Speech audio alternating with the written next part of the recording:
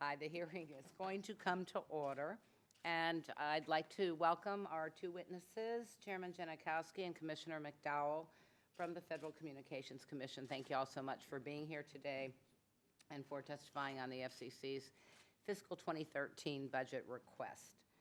While the FCC is funded by fees, congressional oversight over your budget is an important check on agency activities. This committee is committed to fiscal responsibility, and we intend to make sure that all agencies under this subcommittee's jurisdiction are operating both efficiently and effectively. The FCC is an agency that plays an important role in our country's telecommunications, television, radio, internet, and cable industries.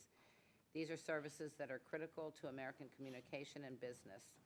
And with technology changing faster and faster, and the fact that you all have to keep up, it's amazing that you can do so while not hindering innovation. Overregulation of American communication systems hurts our economy at a time when we're still coming out of a recession.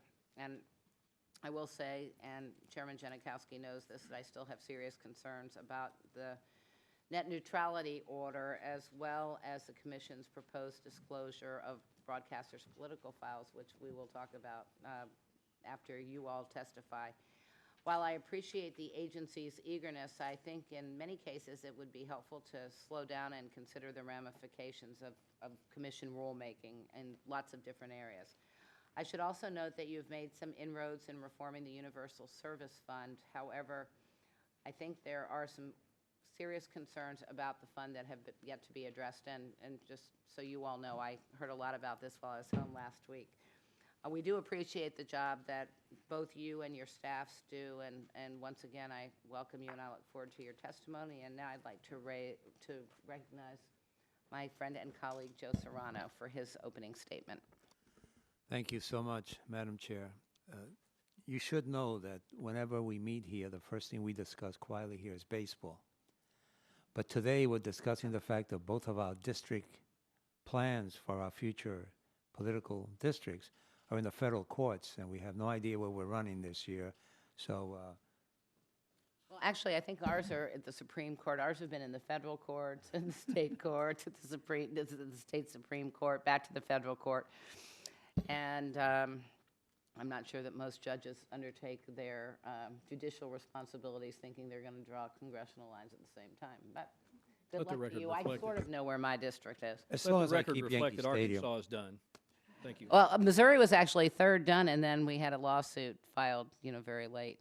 We measure twice, cut once in Arkansas. Amazing. Thank you, Madam Chair. I would like to join you. I shouldn't have started that, but I would like to join you in welcoming Chairman Janikowski and Commissioner McDowell. Like many of the agencies we deal with in this committee, the FCC plays a vital role in our everyday lives, even though much of its important work takes place behind the scenes. The role of the FCC grows in scope and importance as technology becomes more affordable and as more people have access to the internet through a variety of devices. I will be interested in hearing whether, with these rapid innovations, you have the resources to ensure that consumers are protected in the marketplace. As improvements in technology give more people access, they also mean that resources move online, and therefore internet access has become vital to being able to get a good education, find a job, or simply to connect with family around the world.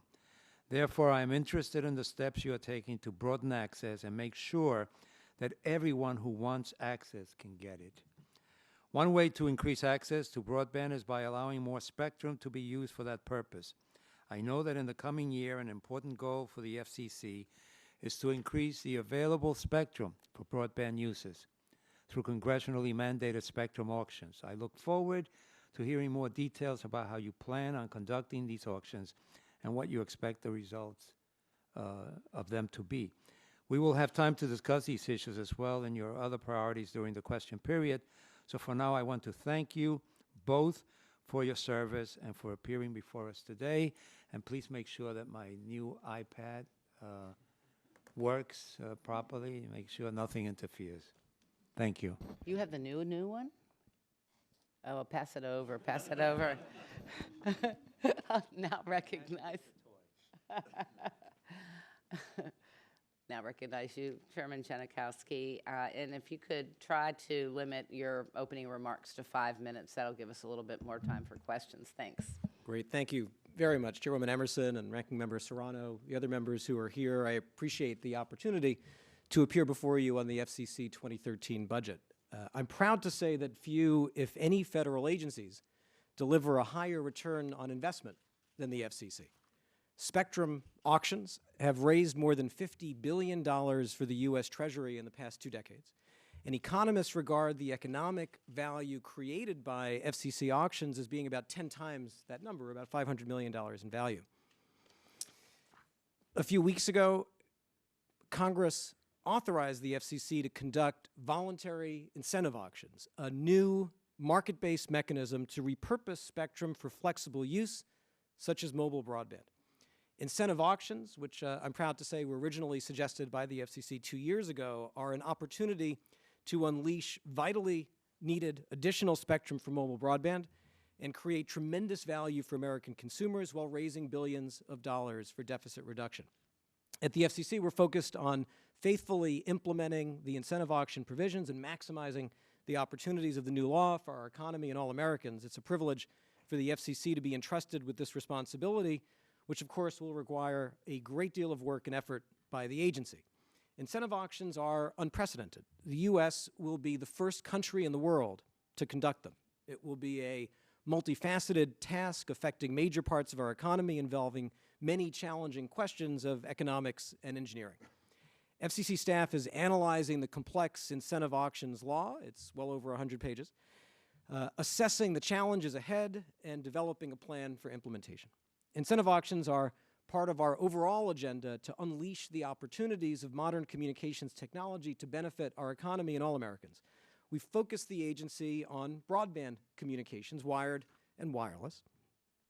Together with my colleagues at the FCC, we've made tremendous progress in the past 3 years, taking many steps to unleash investment, innovation, and job creation. These include freeing spectrum for both licensed and unlicensed use, modernizing and reforming major programs like the Universal Service Fund, and removing barriers to broadband build-out. And indeed, private investment, innovation, and job creation are up across the broadband economy.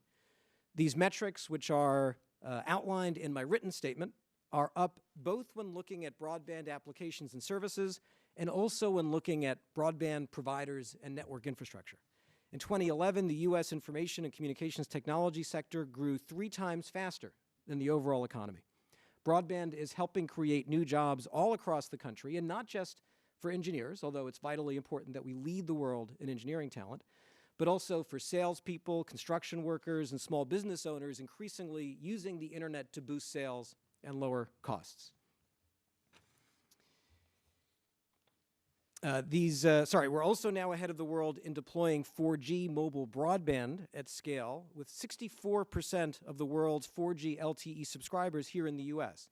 And these next-generation networks are projected to add $151 billion in GDP growth over the next 4 years, creating an estimated 770,000 new American jobs. In today's hyper-connected, flat world, the success of American companies as well as global prosperity depends on a dynamic and open global internet. And so we're working to preserve the internet as a free market globally and oppose international proposals that could stifle innovation. The health of our broadband economy would also be enhanced by closing broadband gaps. And so the FCC is focused on bringing universal service into the broadband era. Today, millions of rural Americans live in areas with no broadband infrastructure. Our plan, adopted unanimously in October to modernize the Universal Service Fund, will spur wired and wireless broadband build-out to hundreds of thousands of rural homes in the near term and puts us on the path to universal broadband by the end of the decade while keeping the fund on a budget. Together with my colleagues, we drafted a set of reforms that will drive efficiency, honor fiscal responsibility, and help bring broadband to rural America. In addition to the broadband deployment gap, we're making strides on the broadband adoption gap. Nearly 1/3 of Americans, 100 million people, haven't adopted broadband. The Connect to Compete initiative enlists government, nonprofit, and private sector leaders to tackle the barriers to adoption, one of several public-private initiatives driven by the Commission to promote solutions to major challenges. Public safety is a core mission of the FCC, and the agency is working to harness the power of communications to make our communities safer. We're working with multiple stakeholders to advance next generation 911. We accelerated the launch of wireless emergency alerts that allows local, state, and federal authorities to send targeted alerts to mobile devices in an emergency. The FCC also provides value by protecting and empowering consumers. Working with wireless providers, we found a common-sense solution to bill shock, a problem that has cost millions of consumers tens, hundreds, and sometimes thousands of dollars in unexpected charges.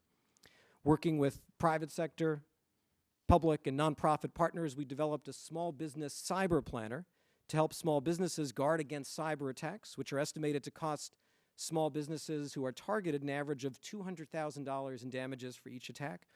Our work on cybersecurity continues, and I'm hopeful that working with private and public stakeholders on our advisory committee called CISRIC, we can make real progress on solutions that will promote greater security in our communications networks. I'd like to highlight not only what the FCC has accomplished, but how we conduct our work. The FCC is committed to smart, responsible government. We've taken significant steps to modernize our programs and ensure that they're efficient and fiscally responsible, saving billions of dollars. USF, which I mentioned, intercarrier compensation, Lifeline, our video relay service. In each case, these are examples of modernized programs whose reforms are collectively yielding hundreds of millions of dollars in annual savings already. In addition to our programmatic changes, we have also reviewed the agency's rules and processes, asking tough questions to make sure the agency is operating efficiently and effectively. In connection with this review, we've already eliminated more than 200 outdated rules and 5 unnecessary data collections, and we've identified 24 more data collections for elimination. Internal reforms like consolidated IT maintenance and new financial system have already saved the agency millions of dollars. And we've done everything I've listed and more with the lowest number of full-time employees at the FCC in 10 years. Maximizing the ability of 21st century communications technology to deliver value to the American people and doing so in a smart and responsible way, that's the FCC's record the past 3 years, and that's our plan for the year and years ahead as reflected in our 2013 requested budget. To implement our responsibilities under the Communications Act, the budget requests a 2% increase over the previous year from about $339 million to $347 million. This proposal is essentially flat for inflation, adjusted for inflation. As in previous years, the amount will be derived entirely from fee collections. The budget includes a few small new initiatives, primarily technology investments designed to save money and public safety investments aimed at saving lives. The budget also provides a flat number of full-time employees, which represents, as I said, the lowest number of FTEs in 10 years. The number of, let me just conclude. The wired and wireless broadband sectors are critically important to our economy and our global competitiveness. Look forward to working with the committee on implementing the new incentive auctions law and unleashing the opportunities of communications technology for our economy and the American people. Thank you. Thank you, Chairman Janikowski. I do want to compliment you all on finding the $6 million plus in cost savings and efficiencies. That's something that we can talk a little bit about, but I wish all agencies were doing what y'all were on that front. Commissioner McDowell, thank you. Thank you, Chairwoman Emerson and Ranking Member Serrano and all the members of the committee. It's terrific to be here today. This is my first appearance before your subcommittee, so thank you for having me. I'd like to focus today on 3 matters currently before the Commission. Number 1, implementing the new spectrum incentive auction law the Chairman outlined. Number 2, adopting universal service contribution reform. And number 3, examining the complexities and burdens of proposed rules governing the maintenance of political advertising files by TV broadcasters. And lastly, I'd like to address the specter of possible regulation of internet governance by an arm of the United Nations. First, spectrum reform to make more parts of our airwaves available to American consumers. As a result of the spectrum law recently passed by Congress, the FCC will create and conduct the most complicated spectrum auction or auctions in history. Meanwhile, a debate continues over whether or how the FCC should shape the outcome of this process. History has proven that regulators' attempts to over-engineer spectrum auctions often backfire. So I hope all of us can apply the lessons learned from the Commission's past missteps as we implement this new law. Our auction rules should be minimal and future-proof, allowing for flexible uses of spectrum as technology and markets change in the years to come. Furthermore, I'm optimistic that we can create a structure that offers opportunities for small, medium, and large companies to bid for and secure licenses without having to exclude any player from the auctions. I'm confident that the FCC can get it right this time if it avoids regulatory hubris. Second is the urgent need to fix the taxing side of our Universal Service Fund subsidy. Last fall, the Commission accomplished the complicated task of modernizing the high-cost portion of USF by repurposing it to support next-generation communications technologies, all while keeping a lid on spending. And the chairman and my colleagues, Commissioner Copps, who has since retired, and Commissioner Clyburn deserve a lot of credit for that. Thus far, however, the Commission has addressed only some of the spending side of the USF equation. Perhaps even more urgent is the need to fix the taxing side of the ledger. In other words, how do we pay for all of this?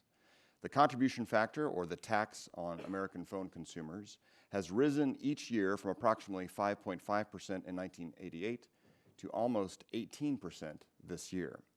This trend is unacceptable because it is unsustainable. We need to abate this automatic tax increase as soon as possible. Third is my concern regarding proposed new rules affecting TV broadcasters' maintenance of the so-called political file. Now, transparency is a laudable public policy goal, especially in the context of political spending. Furthermore, providing broadcasters with more cost-effective means to comply with FCC rules is also a noble endeavor. Congress should be aware, however, that the proposed rules create many factual, legal, and pragmatic complexities that are not obvious at first glance. The political file contains information regarding candidates seeking to purchase political ads on TV, and it can shed light on the spending patterns of campaigns, political committees, third-party groups, super PACs, and such. Unlike other parts of broadcasters' public inspection files, however, the contents of the political file do not speak to whether a broadcaster is serving its local community of license. The political file is a tool, instead, for examining campaign spending rather than broadcaster behavior. Congress should be aware that this requirement could be experiencing mission creep at the FCC. In October of last year, the Commission proposed to reverse its 2007 position regarding political file mandates with little to no evidence that candidates, their representatives, or members of local communities served by broadcasters have been unable to access the required information, let alone that the benefits outweigh the costs. In fact, the evidence before the Commission today illustrates that the proposed new rules could cost the TV broadcasting industry $15 million in upfront expenses to upload existing paper files to a new government website, while also forcing each station to incur upwards of $140,000 per year in recurring costs to maintain the information in real time, as the FCC has proposed. Before going further, policymakers should be thoughtful and deliberative when examining the implications and nuances that could arise as a result of the proposed rules. I still see many unanswered questions. For instance, number one, if the public policy goal of new rules is to produce more transparency in campaign spending, is the FCC the best agency to achieve such ends rather than the Federal Election Commission? Number two, would FCC requirements that are duplicative to FEC rules violate the Paperwork Reduction Act? And number three, among many others, and there are more in my written testimony, where are the equities in singling out only TV broadcasters for such disclosure requirements when political campaigns spend money on a plethora of outlets to contact and influence voters, such as radio, newspapers, the internet, direct mail, outdoor advertising, cable television, satellite radio and TV, paid activists to knock on doors, and many, many more avenues for voter outreach? I'm hopeful that we as policymakers can strike the right balance between protecting core political speech and encouraging transparency without disproportionately burdening one of many outlets. Finally, all of us should be concerned with a well-organized international effort to give an arm of the United Nations, known as the International Telecommunication Union, new powers over internet governance through a renegotiation of a treaty. The internet has flourished under deregulation, not only within our country, but throughout the globe as well. But some countries such as China, Russia, India, Iran, and Saudi Arabia, among many, many others, are working hard to change that, and we must stop them. Thank you again for the opportunity to appear before you today, and I look forward to your questions. Many thanks, Commissioner McDowell. It's nice to have you here, too. Okay, so I want to get into this whole issue, if we could, of political files. There was I'm sure you all read the Washington Post article this morning. And I'm curious, Chairman Janikowski, where in your governing statute does it say that the FCC is or has responsibility or the authority over campaign finance issues? I'm kind of confused by this. Sure. Congress in 2002 required broadcasters to disclose information about campaign ads, et cetera. That was a codification of FCC rules that had been in effect for a long time, and the statute orders the FCC to carry out those provisions. Okay. But if I could, the issue that is raised in this proceeding is part of a broad effort to move from paper to digital. And in fact, the suggestion in the proposal that was made in October, which was based on a widely praised report from about a year ago, identified the broadcaster public file as one of the last pieces of disclosure that was purely on paper. And in fact, the files literally are in filing cabinets at TV stations. And so the proposal in the notice was to enable the movement of all of that information from physical public files to digital. It's a proceeding that's open now. We're looking carefully at the record, and all of the issues that have been raised will be taken. Okay, so tell us what information is available in the political files. In other words, I mean, I know that I personally do not have to go to a TV station, that I can get this information instantaneously, as my campaigns, all of our campaigns do today. So consequently, I'm curious as to why we're doing this, but what is it in the political file that you all, tell us all of the pieces of that. Again, the proposal in the notice would apply to all of the different elements of the public file. The items that broadcasters have to maintain in their public file are actually prescribed by statute. Right. The date and time of ads, the purchaser, the rates. It's listed in statute. Right. They're in the public file.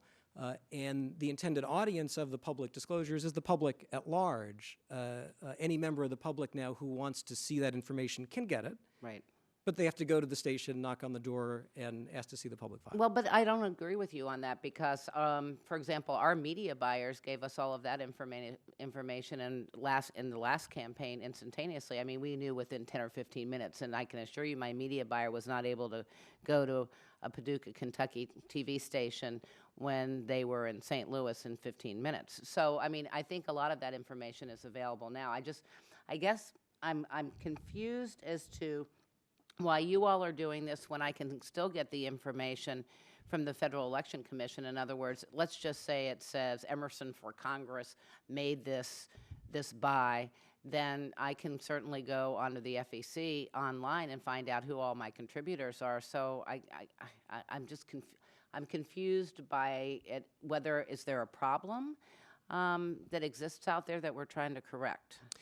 The information that's in broadcaster public files, and broadcasters have been required by statute and by commission rules for many years as part of their obligations as public trustees to maintain certain information available for everyone in the public, right, for any citizen, for anyone to have access to it. The question in this proceeding is whether in the 21st century a disclosure obligation that's fulfilled by a filing cabinet alone makes sense, or whether common sense says if broadcasters are required to disclose anything, as they are by statute, shouldn't that be online? Most obligations that broadcasters have to disclose, in fact, in general at the FCC, increasingly interactions are digital, not paper, whether it's applications, consumer complaints, license information. And the suggestion in the report that came out last year was, as part of a general effort to move from paper to digital, as part of a general effort for transparency, if we're going to have any obligations at all on broadcasters as public trustees to make information public, shouldn't that be online? And if it should, why should we exempt any particular category? Now, again, there have been questions raised in the record, and we'll look at all of those as part of the proceeding. But Commissioner McDowell said that you're just requiring this of broadcasters, and what about cable companies, or what about radio stations? And where I live, you buy more radio than you do TV. So is this to apply across the board to every single electronic media outlet platform? We haven't proposed expanding the obligations on others. Broadcasters have had unique obligations as public trustees. In this case, the 2002 law singles out broadcasters to make these disclosures. There's a lot of history of broadcasters as public trustees having these obligations. We're not looking at new requirements. We're looking at the existing landscape of broadcaster disclosures. Should they or shouldn't they move online? So what percentage of broadcasters are not putting this online? Well, I'm not aware that any broadcasters are putting... Or have this in a database, let's put it that way, not necessarily online. They keep electronic files as opposed to paper filing in filing cabinets. Well, the only way that I'm aware that broadcasters make this information available to the public now is in paper at filing cabinets. If a citizen wants access to this information, which the law requires broadcasters to disclose, I'm not aware of another option. They have to get it from broadcasters. So many people do go to the stations, knock on the door, look at the public files, have access to the information. But in the 21st century, the question is whether common sense says, let's have that be online. So a broadcaster keeps, if I buy a TV, a series of TV spots, and the broadcaster has all of this electronically because I've paid for it. It is not on paper. I've paid for it, and they're gonna. And on the form in the computer, it says paid for by Team Emerson. So anybody's media buyer, anybody can. I mean, so what you're just asking the TV station to then put this, to create a website, if you will, so that they can access it, as opposed. In fact, or let me get into their website, yes, their database. The disclosure goals of the statute and FCC rules are about the public in general, and the ordinary public doesn't have access to that information right now. If your point suggests that for broadcasters to make the information available online would not be a difficult step. We would, one of the options that is possible here is moving the obligation of broadcasters so that the paper file could be eliminated completely, eliminating a step. Since broadcasters have this information in online formats anyway, they could make it available online, eliminate the physical public file, and have information that's already required to be disclosed publicly available in easy, accessible ways for anyone who's interested. Why do you care about this? You got plenty of other things that are far more important to deal with, since we already have a Federal Election Commission who has jurisdiction over campaign finance. I mean, I'm just saying, in the whole scheme of things, you're working on the spectrum auction, you're working on other regulations, on USF. I mean, why in the world is this a big priority? Well, again, across the board, the FCC has been looking to move from paper to digital. Just in the last year alone, we've taken steps to move tariffs from paper to digital, radio renewal applications from paper to digital, consumer complaints are now 95% digital, licenses are digital, and so it should be really an easy thing to say anything that's paper, let's move it to digital. Let's allow companies that have obligations to not file anything in paper and move to digital. It should not be a time-consuming, difficult process. Commissioner Dow, let me have your thoughts on this. I mean, obviously, I can tell you're not in favor of it based on this Washington Post article, but I'm still kind of perplexed as to why I mean, why this is such a priority. Well, good question. First of all, I think 2 key points to emphasize. That this, as proposed by the FCC, with the word immediately, implies a real-time online posting, and also of proprietary information, something I didn't get a chance to talk about in my opening remarks.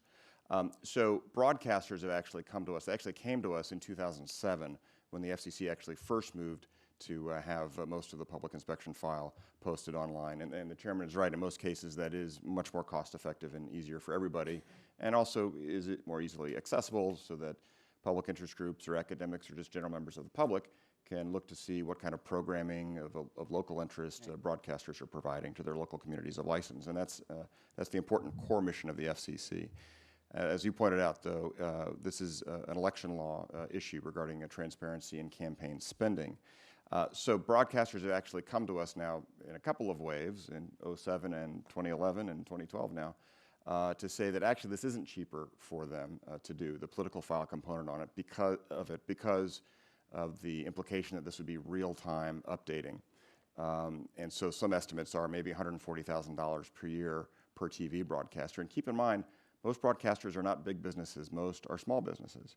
And so this might be sort of an unfunded federal mandate of sorts. But also, the second component is that it would require them to disclose to the public immediately proprietary pricing information. Candidates' campaigns are sort of entitled to the cheapest rate, and that becomes a competitive issue.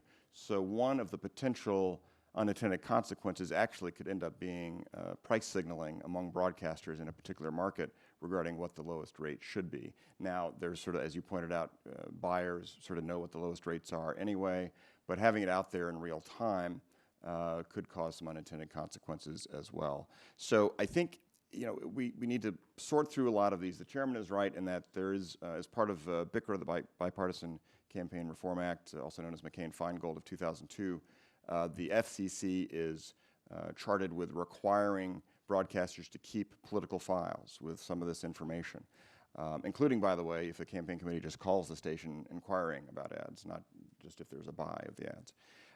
And so that's important, but broadcasters are coming to us, not campaigns, saying the proposed rules might be unduly burdensome to them. So, you know, I think it's important for us to ask, what is the cost-benefit analysis here? And to weigh that very carefully and deliberately. And also, maybe generally speaking, as policymakers, we should be asking, if we want transparency in campaign spending, shouldn't we turn the microscope around off of TV broadcasters and look at the campaigns or the political committees that are spending the money, and where is that money going? And that would give a more comprehensive view.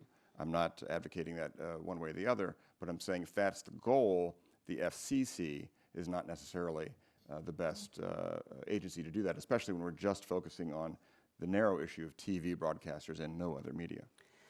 So I guess then this begs the question that if, in fact, let's say hypothetically that this rule goes forward and broadcasters are forced to do this, then I assume that you would then move to require them to do this for all advertising. So in other words, let's say you've got Kellogg's and General Mills, and the Kellogg's folks have a TV buy, and then, you know, General Mills wants to make sure that it's on its TV buy, it gets the same information.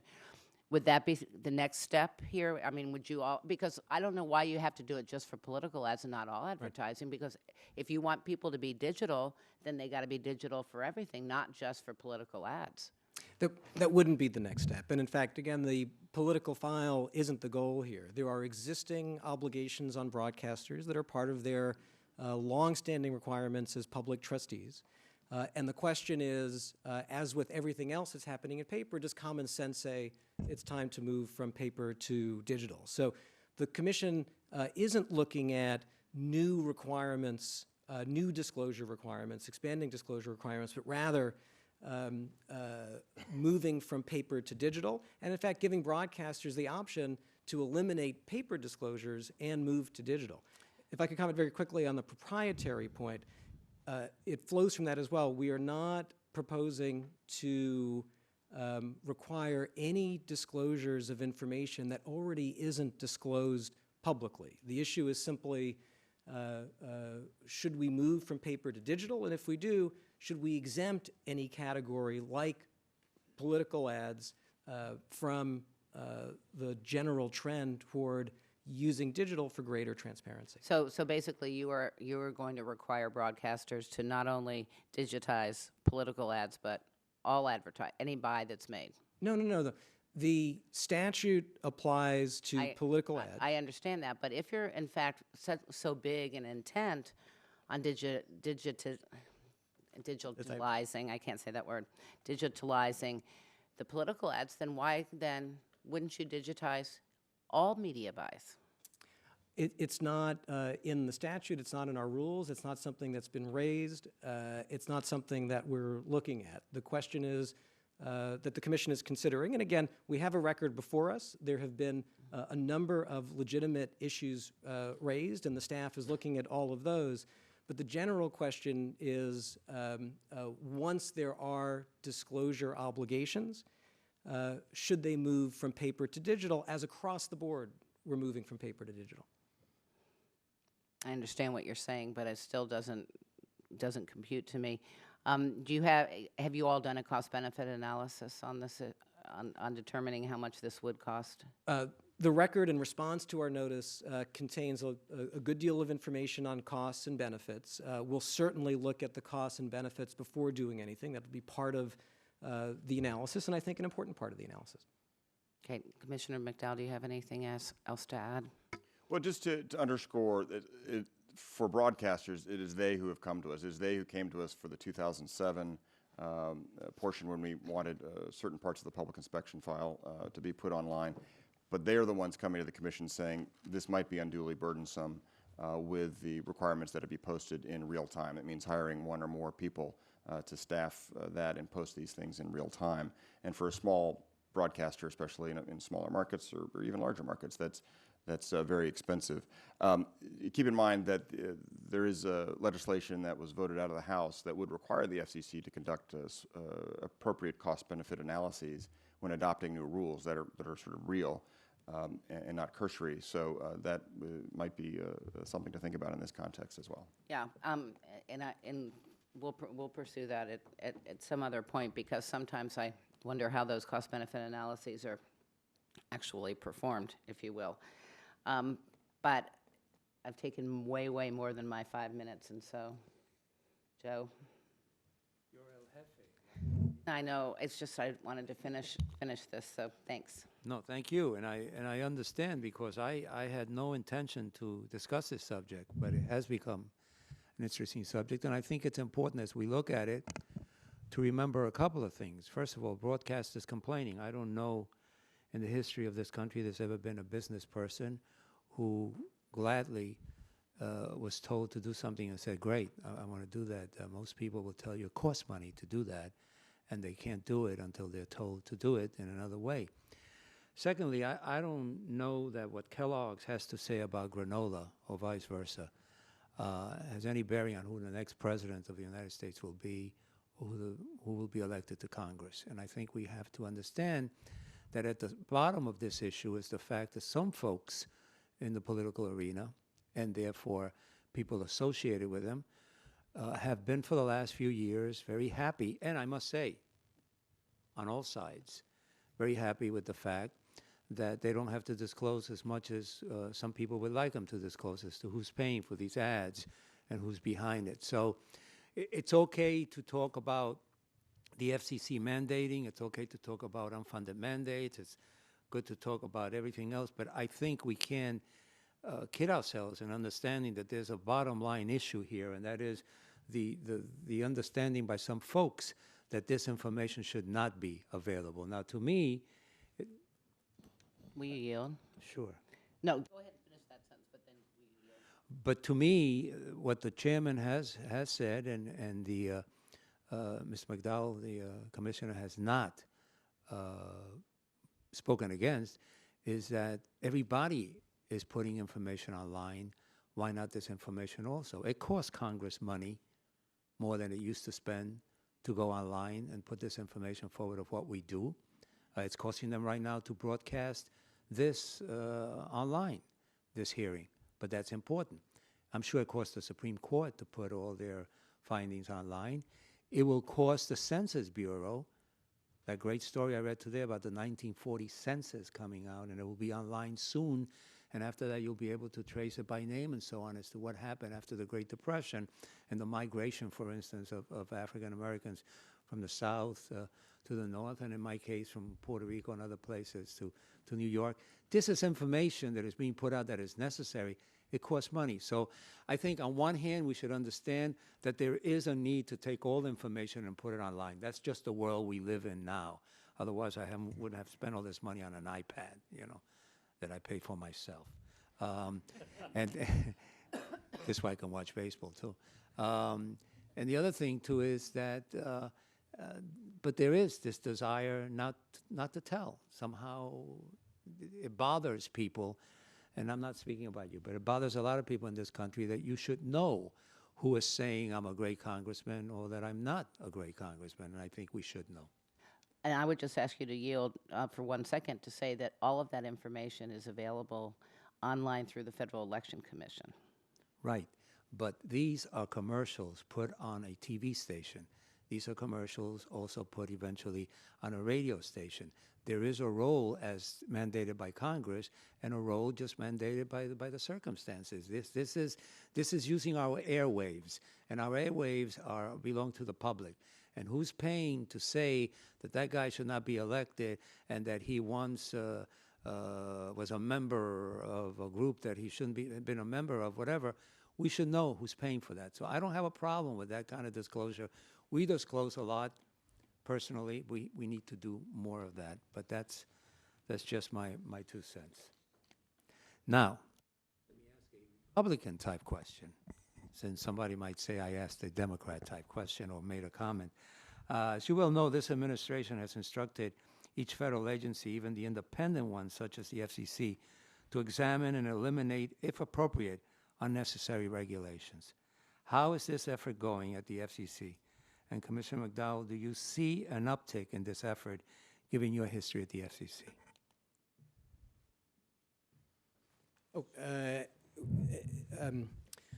We've taken our obligation to review unnecessary rules for elimination very seriously. It was something that I talked about in my very first day as chairman, as soon as the president issued an executive order asking the independent agencies to join the other agencies in doing reviews of rules. We said, one, we're already doing it, and we'll continue to do it. We've eliminated over 200 unnecessary regulations. We've eliminated 5 data collection obligations. We've identified another dozen data collection obligations for elimination. And we'll continue to do that, and we run a regular process to identify outdated rules for elimination. Can you give me, before you answer, just for an example, for the record, one that was eliminated, one that we would be familiar with, perhaps? So they extend both from eliminating rules like ones that were still on the books that apply to telegraph. Second, we eliminated the fairness doctrine requirements from our books.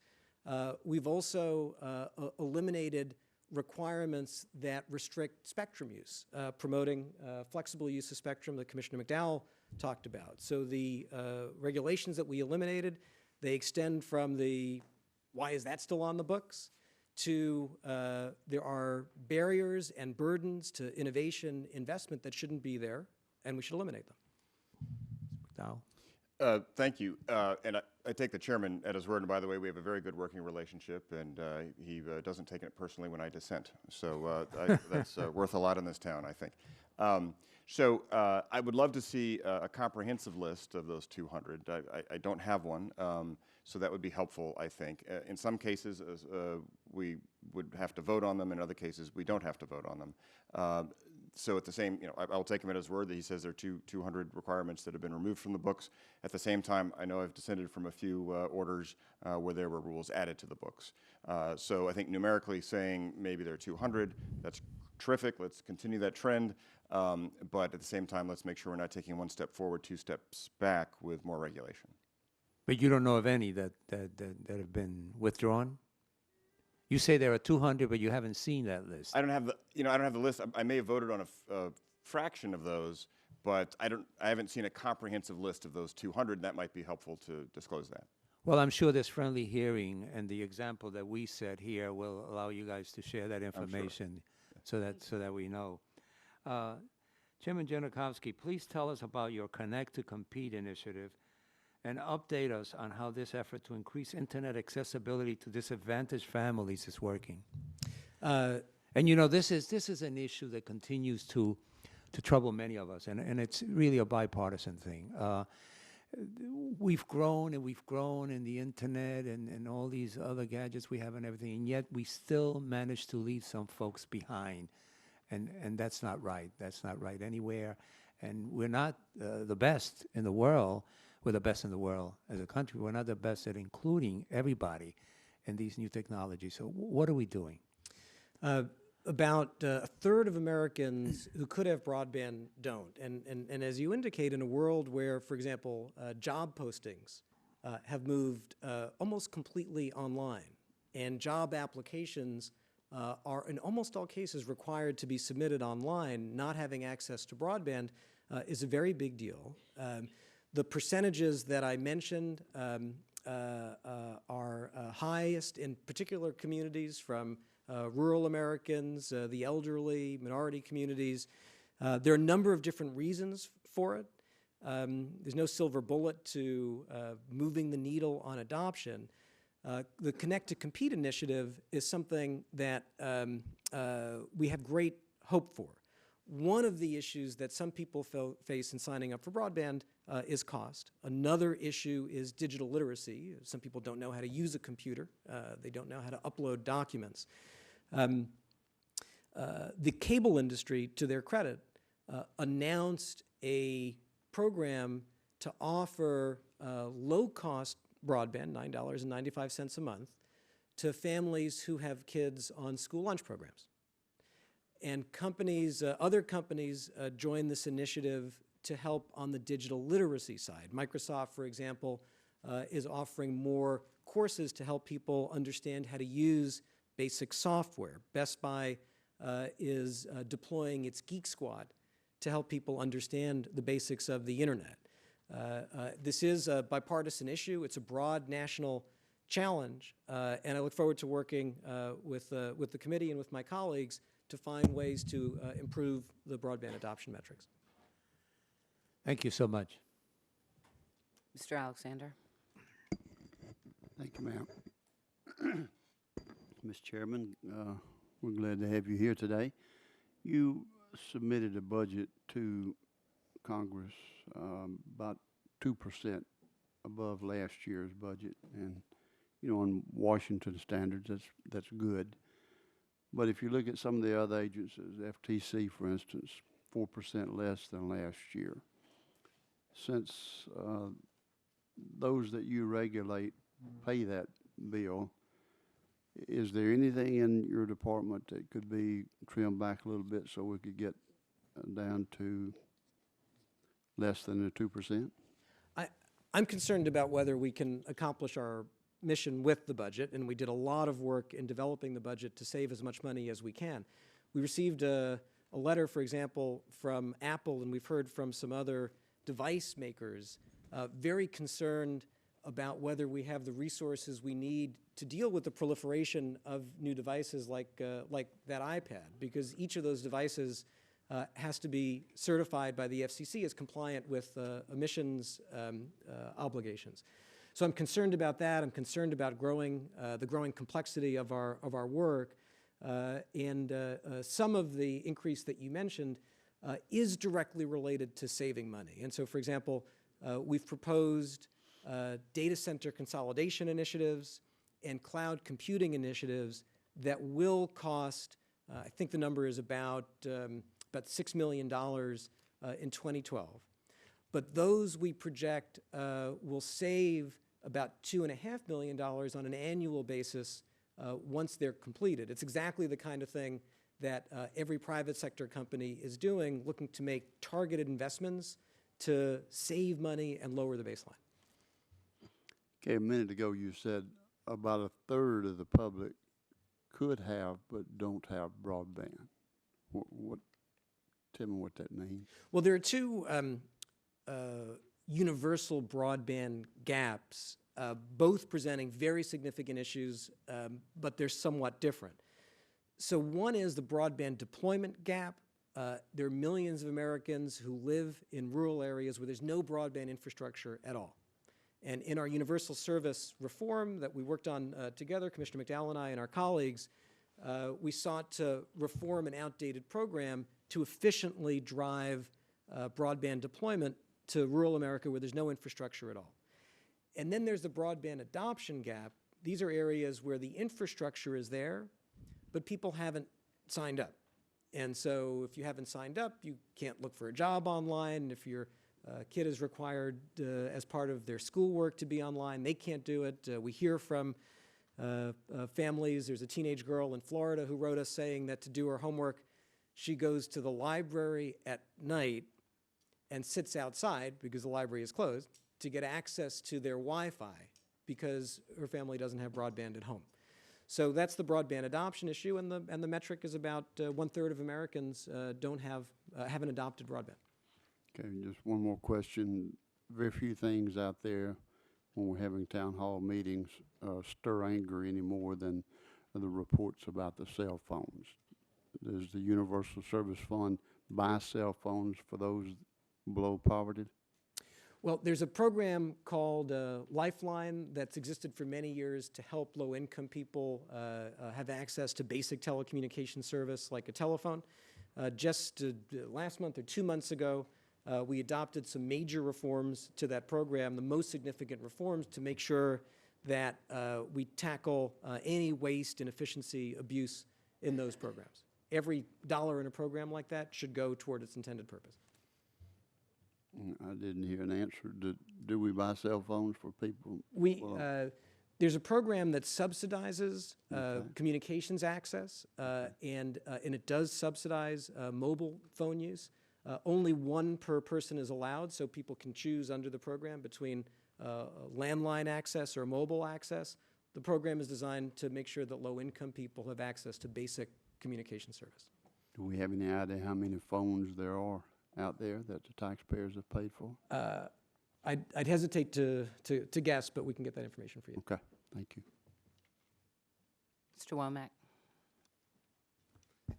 Thank you, Madam Chairwoman, and thank you, Mr. Chairman and Commissioner, for being here today. I've got a couple of questions. As I was explaining to the chairman before the hearing began today, I've got a little background in broadcasting, is small market radio, and I have a couple of questions about that. And I know a lot of the discussion has been on public inspection files and as it concerns TV broadcasters and what have you, but I've got a constituent in my district that owns 5 radio stations. He also happens to be my father. And when we talk about, because it's been a while since I've been in the trade, my relationship to the business now is he interviews me once in a while.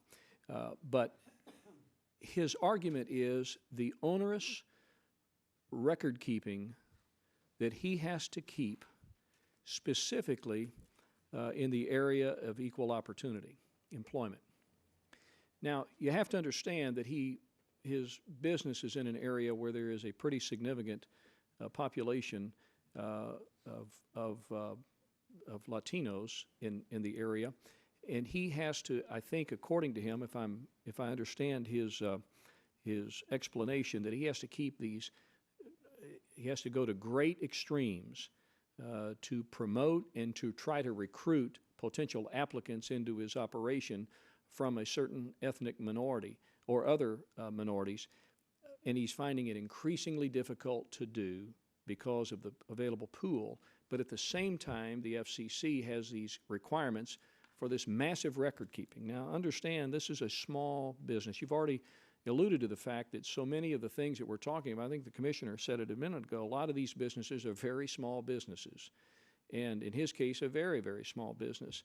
And this is an extraordinary hardship on the company to try to meet these demands. So what gives? The EEO obligations in general are very long-standing at the Commission and serve very worthy purposes. I don't dispute that at all. And I understand that.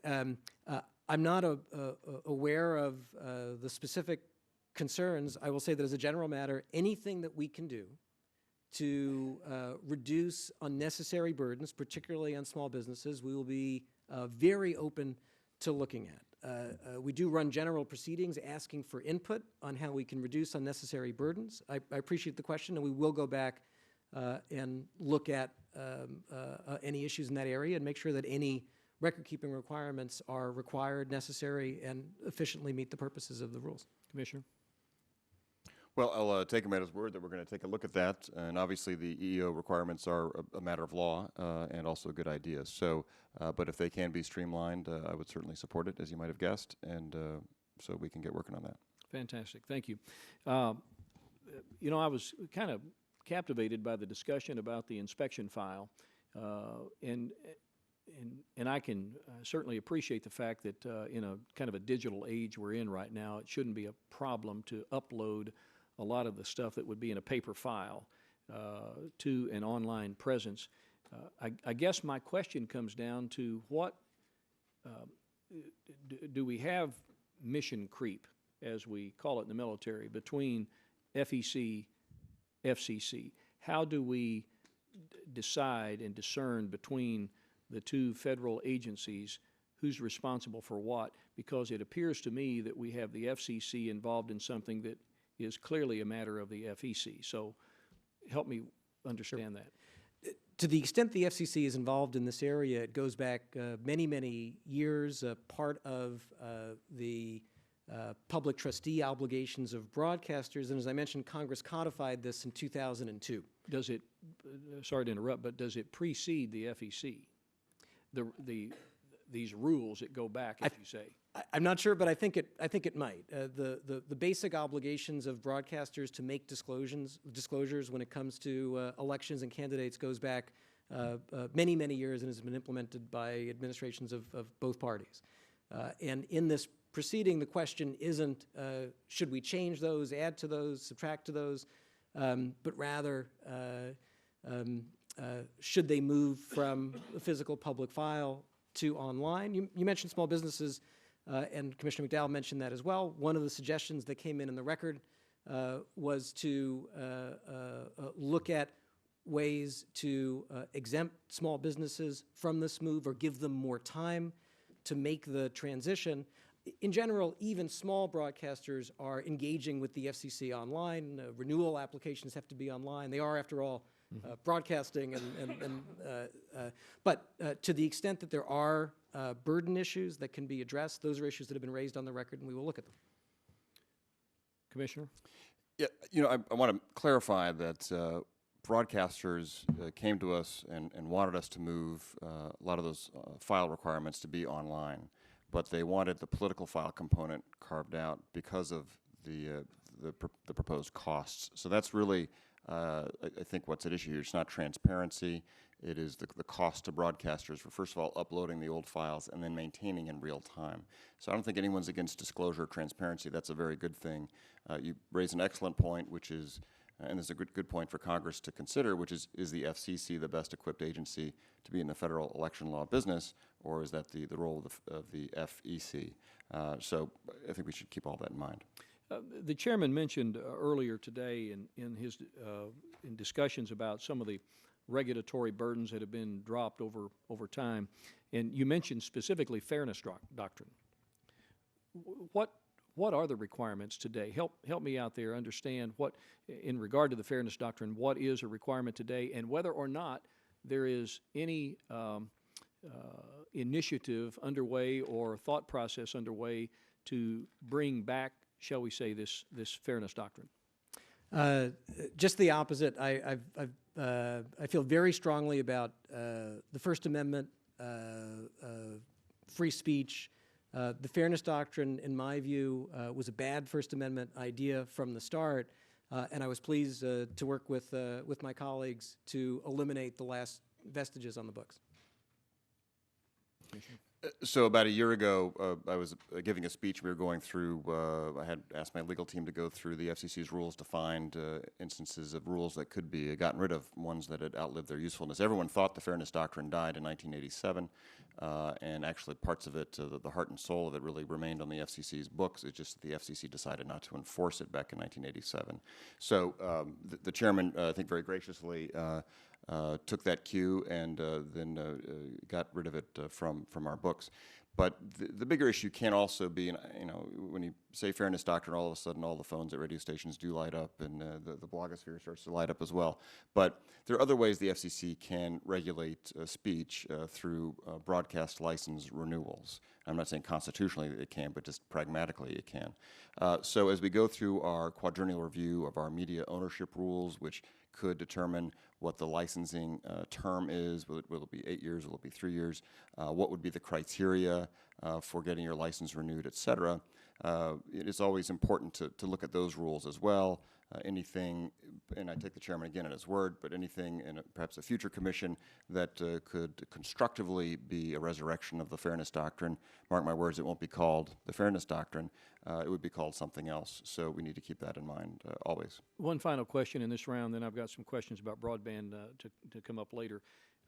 Is the FCC the proponent agency on, and I won't get this term right, but I can explain it, the royalty fees paid to the songwriters, artists, it's not under an FCC umbrella, is that correct? Correct.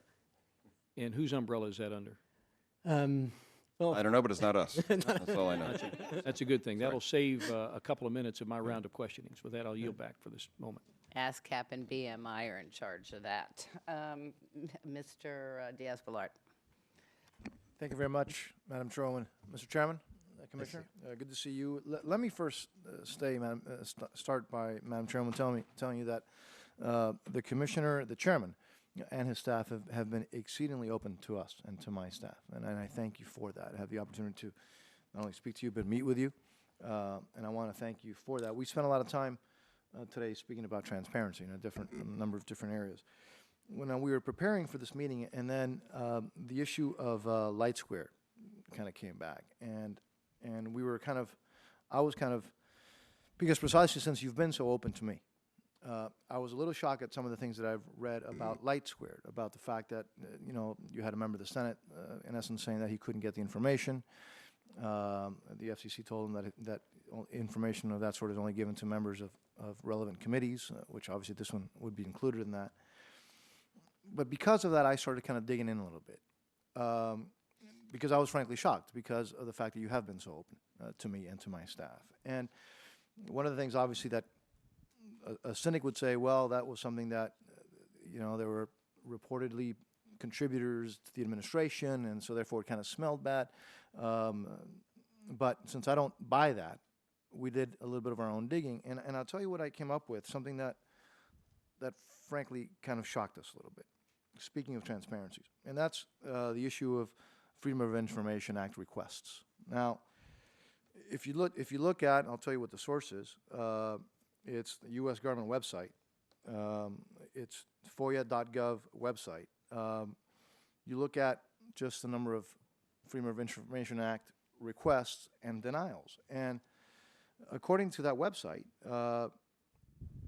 the FCC is denying more FOIA requests, Freedom of Information Act requests, under this new FCC than in the past. As a matter of fact, a significantly greater percentage of denials compared to other government agencies. For example, in 2010, the FCC denied 48% of Freedom of Information Act requests, while the rest of the government denied only 7.3%. That's a pretty darn huge difference.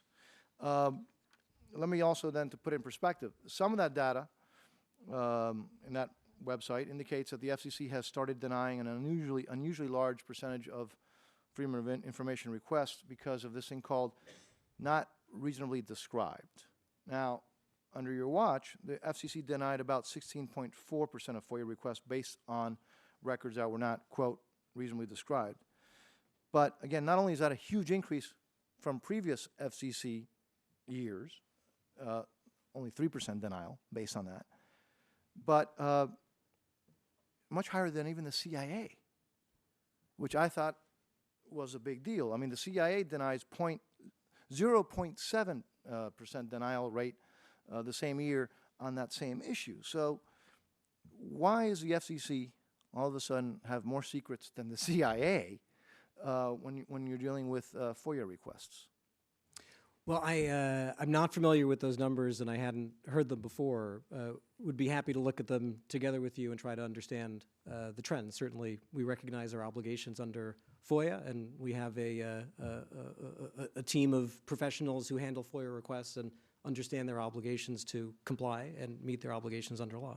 Right, because and again, and the reason that's why I wanted to mention that first. The reason I was taken back is precisely because of the relationship that I've had with you and my staff has had, and we have been able to get information, but it seems that there's outside of me or us or Congress, and even with some members of Congress, it seems that there may be a difference because again, if you look at, for example, those that are denied for not reasonably described, if you look at again 16.4% for the FCC, the CIA. 0.7%. The NSA, 0.5%. DHS, Homeland Security, 0.2%. There seems to be a problem there. And that's a huge increase because just previously to that it was about 3%. It was still high and higher than these other agencies. And by the way, I'm sure there's a reason for it. But there seems to be a huge increase of denials of freedom of information, particularly under this category of not reasonably described, that I don't think shows transparency, and it clearly does not reflect the President's call, at least public call, for transparency. That's so. Again, because of the relationship, I would like to maybe spend some time with you all and look at what's going on there, because I think there's a serious issue there, and I'm sure there's a good explanation, but I don't understand what it would be. That's number one. Madam Chairwoman, another issue that I also thought I ran into. We're talking about budgetary issues now. About, I guess your requests are basically flat. Is that correct? Correct. But one of the things that also struck me rather large was, and it's too small. I apologize. I'm going to complain to my staff about that. Particularly with after 49 and a half, my eyesight's not that good. But it's salaries. The increase on the FCC of employees earning $150,000 or above. So even though the number of employees may be flat, those making $150,000 and above have increased rather dramatically. And that's what, Madam Chairwoman, this chart reflects. Now, I'd like to submit that for the record. That would be great if I could. Thank you. And it's a huge increase of individuals that are now earning over 150%, $150,000 in salary. So, and let me see if I can get you some of those numbers. It jumped from 46 in 2008 individuals to 431 in 2009 to 535 in 2011. That's a pretty astonishing increase. So what changed between 2008 and 2009 that required such an increase in pay? Is it different individuals? Is it increase? I'm not sure what that actually shows us, other than the fact that the numbers are pretty astonishing. So I'm not familiar with the reasons for that particular increase. In general, the work of the FCC increasingly requires highly skilled engineers, economists, and others with advanced degrees to do our work. Over time, the employee base at the FCC has become more and more focused on that as we've moved from paper to digital, and there have been consequences for the employee base in that regard. And so that is part of the reason for the trend. A second is and I'm proud of this, the retention at the FCC has been reasonably high, and that's affected those numbers as well. But I'd certainly offer to work with you on understanding the numbers. The work that the FCC does in terms of generating auction revenue, unleashing investment and innovation in the space, I am convinced, based on my time at the agency, absolutely requires first-rate talent, engineering talent, economists, lawyers, and we certainly lose many prospective potential employees because we can't come close to competing with other offers that they have, and that's just life in government, and I understand that. No, I understand that, and again, because I'm not being accusatory, but when you look at the numbers, in 2006 there were 38 employees. If this is totally accurate, and this is what we found. By the way, this is from a website also, a federal government website. All this is public, and that I do commend you for that. 2006, there were 38 employees in your agency earning $150,000 or above. In 2007, 48, small increase. 2008, 46, so basically flat or even a few less.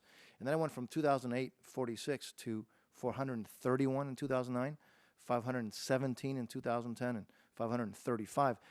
I'm not great at math, but that's a pretty substantial increase no matter what. And we're not dealing with people, that it went from 75 to 85,000 or from 50 to 70. We're talking about people making over $100,000, $150,000. So again, those are astonishing numbers. And again, I want to thank you for being open, but you understand that these raise some serious questions as to, Mr. Alexander mentioned about maybe you can look at ways to reduce that 2% increase. When you have these increases in salaries, number of individuals making this much money, these large increases, that right there may be where that 2% is alone, and I'd like to sit down with you and further explore this. Thank you, Madam Chairman. Thank you, Mr. Diaz-Balart. Mr. Yoder. Thank you, Madam Chair. Appreciate you both being here. Appreciate your service to our country. A chance to have a conversation this afternoon as we look at what our budget priorities are, how we move forward. Certainly, this committee and this Congress continues to be focused on job creation, economic growth, reducing and bringing our federal expenditures in line with our available revenue. I'm sure you share those goals, and so I've appreciated your comments this morning. One of the questions that Mr. Diaz-Balart was asking was related to Light Squared, and I don't know that's been discussed today. It kind of just harkens back to last year while we were dealing with this issue. Many of us were getting a flood of concerns, complaints from various industries across the country, from federal agencies even, that the progression of Light Squared would have an effect on GPS. I think we're all familiar with how that has progressed. We moved forward in the Appropriations Committee, myself and Congressman one of my colleagues and I moved forward with Austria, and I moved forward with an amendment to sort of instruct the FCC to tighten up its process on Light Squared, to hit some benchmarks, to assure Congress that Light Squared was not going to violate existing GPS spectrum. And part of the challenge is folks like myself who have Garmin in their district and other companies that rely on certainty in these markets before they invest and grow and build technology. It can scare off potential job growth. And so and potential investment. And so I guess, first of all, and my understanding is that's in the President's budget this year, the same language that was placed by the committee in last year. My questions, I guess, are, one, where are we going with Light Squared in particular? What's the latest? Two, how do we avoid getting back into this situation again where there is this concern across the spectrum, no pun intended, of folks who are concerned about this? How do we avoid getting back to this position again with assuredly there will be other companies in the future who want to expand and grow jobs, which is what we want them to do, but how do we do it in a way that doesn't offend the GPS situation we already have in the country and the investment that's been made there? The goal in that particular proceeding, there were really two fundamental goals. One was to free up more spectrum for mobile broadband because we do have a significant capacity challenge that has the risk of restraining growth and private investment in mobile. And the second was deregulatory. That spectrum had an old regulation on it prohibiting terrestrial use, and the effort in connection with that was to remove that barrier to terrestrial mobile broadband build-out. Now, from the start, we said that if doing so would lead to legitimate interference issues, we would have to take those into account. And as you saw from the actions, we are taking those into account. It's an open proceeding still, and so we're continuing to analyze the record, but we were very clear from the start of it that we would have to address that. There's a larger issue that I do look forward to working with you, all the members of the committee. There's no reason it shouldn't be a bipartisan issue, which is how do we make sure that we can remove barriers to spectrum use and that the incentives are in place to avoid interference being caused by devices being interfered with by spectrum outside their lanes. And this particular proceeding revealed that is a real issue. It could get in the way of unleashing the full opportunities of investment and innovation in terrestrial mobile broadband. And it's something that I think we all have to work on together to say, okay, to your question, learning what we've learned from this, how do we make sure that we can move across the board to the flexible use that Commissioner McDowell and I both agree should be the norm for spectrum policy, get rid of regulations that limit use, but also have incentives to make sure that we don't wake up and say, oh, there are interference issues here that prevent us from deregulating.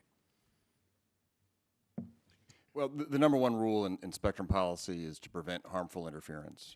And beyond that, I have advocated for almost 6 years at the Commission flexible uses. Sometimes in the past, the FCC has said certain frequencies shall be used only for specific narrow purposes. By the time that's actually adopted and investors invest and engineers build out networks, then the market has passed that idea by. And then you have to go back to the FCC with another rulemaking, which can take years to change what the next micromanagement might be from the government. So I think it's best to have flexible uses. You know, as far as the light squared issue itself goes, that did not rise to the level of an FCC vote of the commissioners, what we call the 8th floor at the FCC, but of the commissioners. So that was handled by the Bureau and the Chairman's office. So any detailed questions, I would defer to them on that. Well, I just think it's useful to continue to keep that situation relevant as we discuss how we're going forward. I think there were a lot of fears that whether they were going to come true or not, those fears in themselves, I think, have an impact on investment decisions that other companies make. And so as we go forward, there are companies that are making investments currently today in GPS technology that may have an impact on future decisions and future lane issues that, boy, a long-term guidance, a long-term vision might avoid some of these problems down the road. There was a general concern that we were getting that they were unsure whether the FCC would assure the world that Light Squared or other companies that are competing for that spectrum would have zero impact or such a negligible non-impact. And that just seems like something that should never be in doubt. It was almost like this, it seemed like the effort we were taking should already be in the prime directive of what you're utilizing to make this determination already. So I don't know how we got to that situation and the premise that maybe the FCC would approve it even though it would impact GPS, but that was the belief in a lot of part. I know you're still going through it, but that was the belief that would occur. And so whatever we can do to, I guess, reassure those companies that are currently invested in GPS that we won't approve technology that would affect their lane, I think would be useful and helpful going forward. Also want to ask just briefly about broadband fiber, and just as it pertains to partnerships with public-private usage. It's my understanding that there's in some of the federally funded broadband projects that not all of the fiber is utilized. And I guess what is the opinion of the FCC on sharing, selling, or leasing of excess fiber in those situations? Excess fiber of government-supported fiber? Yeah, I'm not sure. Right, government-supported fiber. To what extent do we have government-supported fiber? Is all private sector, or do we have public-private partnerships in that regard? In general, and this may be a question that hopefully we can follow up afterwards because right. I'm not sure I completely understand it, but overwhelmingly, broadband infrastructure in the U.S. is private sector funded and built. In the Universal Service Fund context, there's support for private companies so that rural America can get broadband. There may be some local municipal broadband networks, but perhaps I should offer to follow up with you so I can understand the question. That'd be fine. And then the final question I had for this round deals with airplane communication. and I know some of this really has to deal with the FAA, but we constantly deal with concerns from constituents and folks related to just travel and communication that occurs on airplanes, and even the most recent, I think it was Alec Baldwin situation with playing games as the plane was taking off. This is in the news a lot.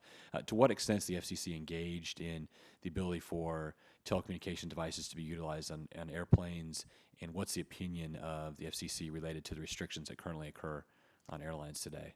Well, I saw today the report that the FAA is taking a fresh look at its rules regarding iPads and other devices and exploring the possibility that it might adjust its rules to accommodate the new kinds of devices, the way people use that. I would encourage that. And some of the traditional concerns about people talking on phones on planes may not apply to Kindles or iPads or other uses. And as I said, I would encourage the FAA to look at that and to ensure that it's doing as little as necessary to protect public safety. That's fine, Madam Chair. I had one more actually, just related to mobile DTV. I have Sprint based in my district.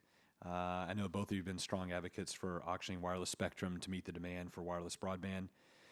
Launch of mobile DTV will be another way for consumers to access video. It will be an important tool for consumers to access local news and information, especially in times of emergency. What steps is the FCC taking to ensure that mobile DTV will flourish and not be negatively impacted in the upcoming repacking of broadcast spectrum? Well, we've made it clear that the flexibility that broadcasters have to launch mobile DTV on the 6 megahertz they have shouldn't and won't be affected by the incentive auction process and repacking. They have flexibility to launch it. I encourage innovation in the space. The market will decide whether or not it's something that will work. But I think that's an area where there's no reason for the FCC to discourage innovation, just the opposite. And I think we've given those assurances to broadcasters. Appreciate it. Thank you, Mr. Chairman. Thank you, Madam Chair. You are welcome. First, let me ask you, Chairman Janikowski, could you submit to us the list of the 200 regulations that you've eliminated? Yes. That would be really helpful to have. Then we can use it to coerce others to follow suit. Let me just ask you both a little something about the Universal Service Fund, because I think it was Saturday afternoon I was meeting with some constituents who are little mom and pop cable company. And the contribution rate for the Universal Service Fund has doubled over the last 10 years or so, which obviously has led to an increase in fees to consumers. Have you all done anything to address that particular piece of it, our fees and the like? The contribution factor reform is something that staff is working on and that we expect to move forward with at the FCC in the near future. On the other side of it, in our USF reform and our Lifeline reform, Commissioner McDowell and I and our colleague Commissioner Clyburn worked together to limit the growth of those funds, because on an aggregate basis, that sets the fees that are collected from consumers. Mm-hmm. The contribution proceeding will look at the allocation of those fees, basically who pays it in. The most important thing on the ensuring that the aggregate level of burden on consumers is minimized were issues that we addressed in the proceedings that set the outflows. So we do have to address contributions because the world has changed and the ways that money is collected needs to be looked at very carefully. But I do want to emphasize that the putting the programs under budget, setting savings targets, et cetera, has already put in place an assurance that the aggregate burden on consumers will be within the limits that we identified. Okay. So tell me how the new Connect America Fund will impact rural areas. Well, it will efficiently disperse funds to local communications providers to build out broadband in their areas. Over the years, a whole series of inefficiencies, waste developed in the program. It would have been hard to say that the money that the program was distributing was going to its intended purpose, and its intended purpose was traditional telephone service, not broadband. So the fundamental purpose of the reforms we adopted was to modernize the program from telephone to broadband, eliminate waste and inefficiency, and ensure accountability so that any money going into the program gets spent on meeting the goals of the Connect America Fund, getting broadband to rural America.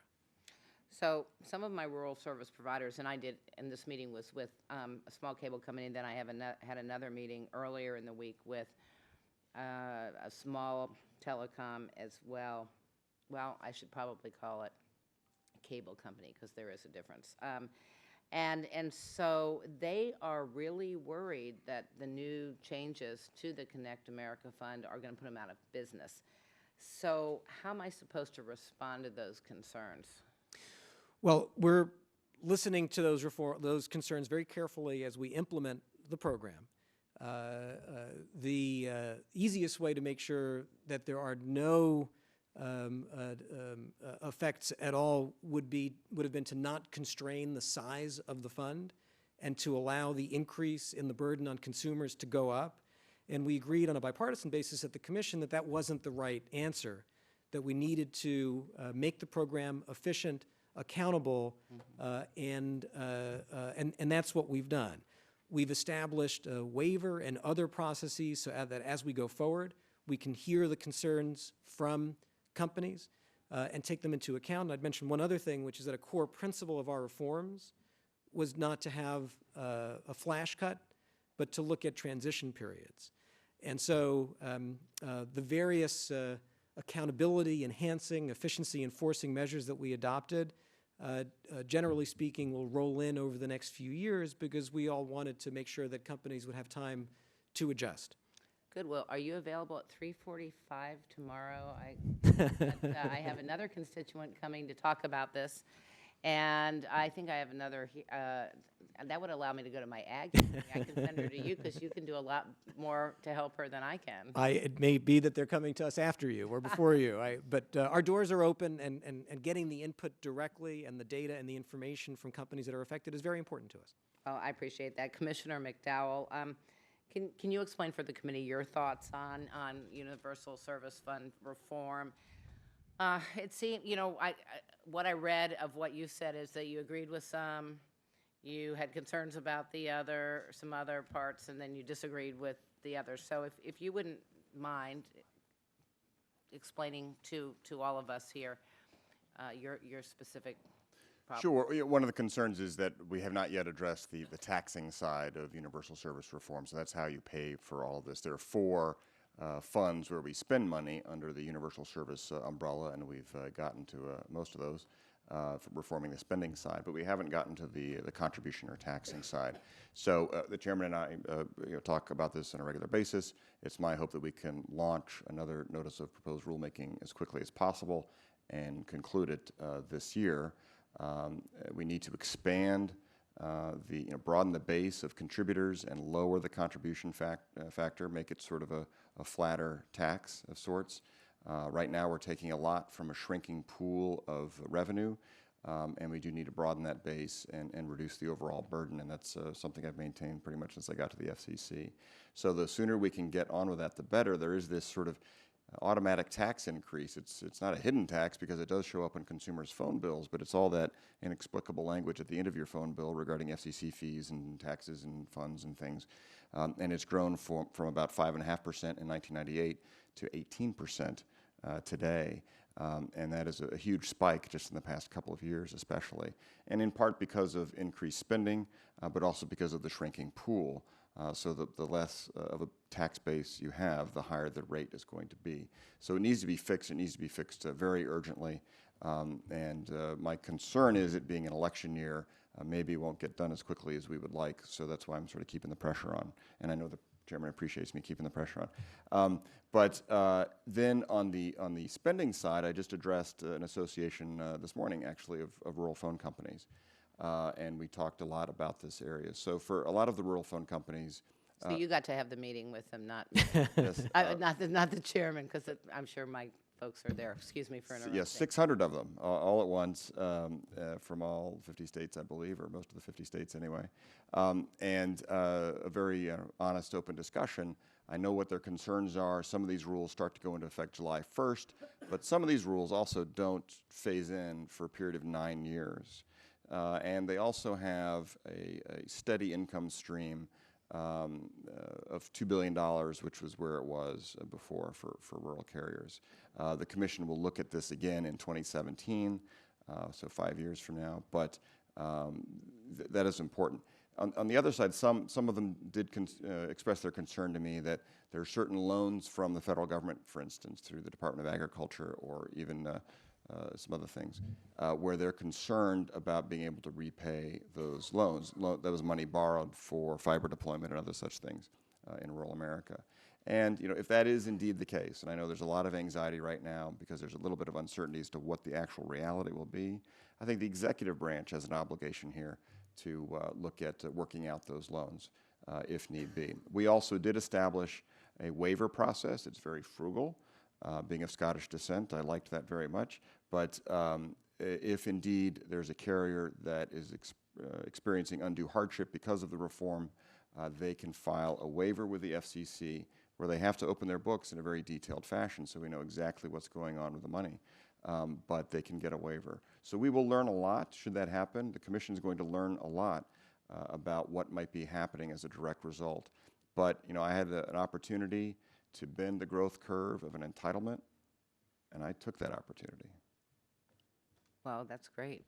We all need to do the same on lots of different entitlements. And thanks for that explanation. Yeah, there are some issues with the rural utility service and some of those loans and some of them being called in spite of the fact that companies haven't yet utilized all the funds. And so we'll have to deal with that with rural development and USDA. But thank you very much. Mr. Serrano? Thank you. Mr. Chairman, we're very aware that you prepared the fiscal 2013 budget in advance of recent congressional action on voluntary incentive auctions, which will greatly affect the future of spectrum availability. These will be the most complex auctions the FCC has conducted to date. Please update us on the agency's plan for these auctions as it stands now, understanding that things will change as we move forward. We won't press you for a figure today, but I imagine there will be additional administrative costs associated with these auctions. Can you comment on that? Well, the auctions will be present an opportunity to deliver a great return for the American economy and the American people, raise billions of dollars for the Treasury, free up spectrum for iPads and other mobile devices. It also will be incredibly complex. The two-sided auction that Congress authorized, this will be the first of its kind. It will require a great deal of hard work, engineering work, economist work, and we're privileged to have that responsibility. The staff is now analyzing the statute, developing an implementation plan, determining what effect it will have, and most importantly, developing a view on what needs to be done to maximize the benefits to the public, the benefits to the Treasury, the benefits to our economy. The FCC has a good track record here in delivering a major return on investment, and we'd like to make sure that the challenges ahead, that we don't shortchange the American public because we don't bring the right engineering and economics resources to bear. Now, you tell us that you're at the lowest staffing level in 10 years. So in view of these responsibilities, what can you tell us about the present level of staff and taking on what you need to do now? I'm completely in favor of having a lean, highly talented team taking on these issues, and have no interest in looking to hire people we don't need. I am concerned in general about the engineering and economics resources at the FCC, whether it's interference issues like we were talking about before, the complexity of auctions, there's a basic level of talent that the FCC needs to sustain over time in order to realize these benefits for the American public. So our goal is to do the most we can with the fewest resources and the fewest people. As I said, we have a lot of work to do to make sure that we continue to bring in great engineers, great economists, great lawyers to meet the opportunities of mobile and broadband. Right. Now, we know that a feature of an important aspect of this new spectrum auction is the set aside for first responders. Everyone here is concerned with that, but if you come from New York City, that's still an issue that's with us every day in terms of what happened September 11th. How will that go, and how successful you think you'll be at being able to deal with that issue? Well, it's because I suspect, I'm sorry I'm interrupting you, I suspect that that's an issue that will have, bipartisan support. People saying, make sure that you're doing the right thing in that department. It's an extremely important issue. The 9/11 Commission recommended too many years ago that we have an interoperable mobile broadband network for first responders. It's a very important thing that Congress has now moved forward on that. A great deal of the responsibility for implementing that lies with NTIA. The interoperability, there are pieces that we will work on at the FCC. We have a Public Safety and Homeland Security Bureau that's very focused on it.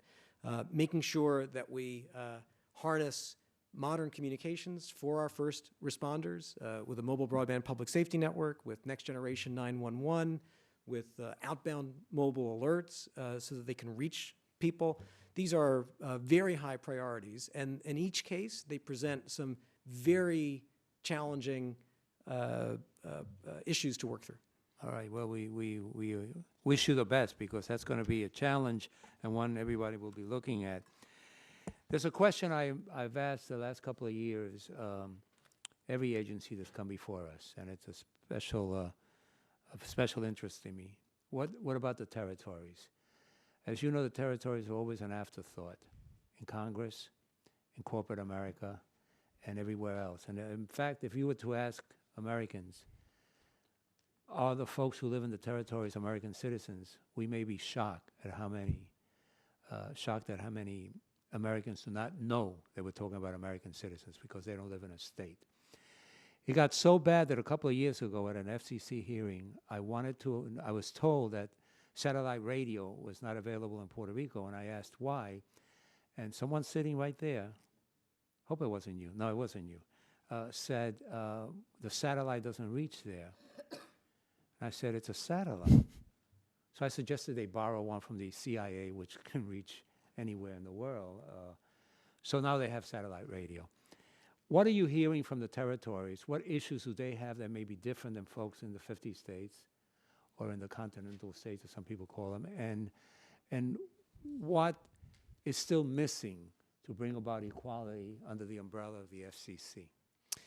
I would say the issue we most hear is the same issue we hear from rural America, which is ensuring adequate broadband infrastructure and broadband adoption. And so whether it's the Universal Service Fund or other policies and programs that we have, we certainly look at the territories, the issues that the territories have. To the extent there are unique issues, of course, we take those into account. But many of the issues are similar, and hopefully that will help accelerate solutions across the board. Well, and I must say to both you and Mr. McDowell, and you can comment on this if you wish also, please, that if you think it's rough for rural areas, and this is not a political statement, at least most of those rural areas, all of them, have 2 senators and a couple of congressmen, or at least one, to call the FCC. The territories is a whole different situation. They're treated equally only by the military, and that's both a positive, and I'm speaking that in the positive term, for their service. So I just want you to always stay on top of that, as we will on this subcommittee, and I know the chairwoman shares that thought with me. Mr. McDowell? So thank you for the opportunity to speak. So we do keep them in mind, the territories. In fact, just last October, I had a terrific conversation with the governor of Puerto Rico about our universal service reform and the need to make sure that Puerto Rico, all of its unique circumstances were taken into consideration. So whether it's going to be upcoming spectrum auctions or other things regarding injecting more spectrum into the hands of consumers or broadband deployment or adoption, as the chairman said, we do take them into account very seriously and do all that we can. And a lot of them do have unique circumstances, and we do try to incorporate that into our policies. All right, I thank you for that. And I think it's important to always, Madam Chair, be aware of what's happening in the territories and what they're thinking, as a certain presidential candidate found out this weekend in Puerto Rico. Indeed. Thank you. Mr. Womack? Yeah, I've got a couple of follow-up questions. I'm not going to be near as understanding or forgiving for what my colleague, Mr. Diaz-Balart, brought to the attention of this panel here just a few minutes ago in regard to the number of employees that are now receiving in excess of $150,000 annually in earnings. And he went through the full list. I'm going to take 2008 and 2009 and just set them side by side, because I can't imagine an explanation that can justify this. That in 2008 there were 46, and in 2009 there were 431. I mean, those numbers, I cannot wrap my head around a one-year growth pattern unless magically hundreds of those workers were making $149,000 a year and then got a couple of $1,000 raises and took them over that threshold. So what I'm specifically asking is not necessarily an explanation today, because there may not be one that can be supported better by what research might be able to uncover. But I sit in hearings with the National Nuclear Security Administration and health institutes and other very, very high-level, high-energy, high-competency level bureaucracies in this government, and I would be shocked if they all came with this kind of a appreciated number between 2008 and 2009. So I'll give you a chance just to comment about that significant jump in 1 year, but I do, for the record, would like to see the justification and where we're headed on this glide path. So we certainly provide you more detailed explanation. I understand from our staff that in that period from 2008 to 2009, a certain class on the GSIS pay scale went from just under 150 to just over 150. We will get back to you on whether that is the explanation. I can certainly tell you in my time as chairman, there was no effort to say let's inflate the salaries of employees, and I suspect that the explanation will be something like the one that was reported to me. I hope so. Surely you, Mr. Chairman, and the commissioner here would agree that on paper, in front of the discerning public out here, that is an astonishing jump in 1 year. I'd like to understand the numbers better myself. Again, it's possible that the pay scale went, this is what I understand, from just under 150 to over 150 in that year. But we'll work with you and the committee to provide the underlying factual information. At the risk of being hard-headed and not satisfied with that particular response, let me say it again, that a member of the discerning public, you would have to agree, would look at that discrepancy, 46 in 2008, 431 in 2009, unless there is a general support argument like you've indicated that a change in the pay scale, which goes back to what I said a minute ago. If hundreds of those people were all of a sudden went from 148.5 or 149 or even 145 to in excess of 150 overnight, that would be a logical explanation. But absent that, if that's not what we get back, would you agree that that's a hard number to justify? Oh, I would agree that that number needs to be understood. It appears to have taken place before I got to the FCC, but in any event, we will provide that information to you and the committee and understand it. Thank you. I promised a broadband question, and I'm going to make this kind of a softball, generalized question, because I know there's been a lot of talk already about rural broadband. I represent an area in Arkansas that is very cosmopolitan along the Interstate 540 corridor and home to some great companies in our in America. But I also represent an area of Arkansas that is very rural. I mean, very rural. So rural that I've got areas in my district that probably don't get the Grand Ole Opry till Tuesday. It's that rural.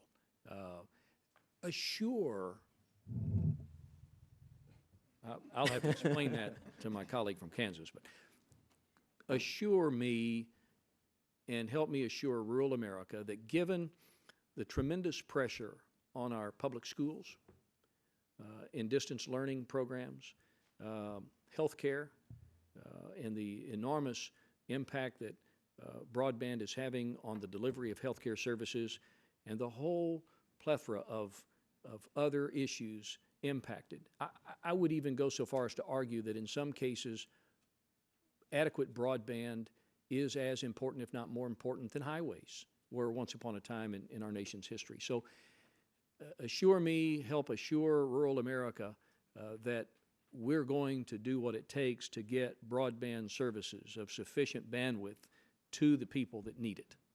Well, I completely agree on your statement about the importance of broadband to basic participation in our economy, in education and healthcare, and it's what drove our effort to reform and modernize the Universal Service Fund. The challenge we face, and we look forward to working with the committee and Congress together, is we made the decision driven by fiscal responsibility to fund the Connect America Fund out of savings from the program.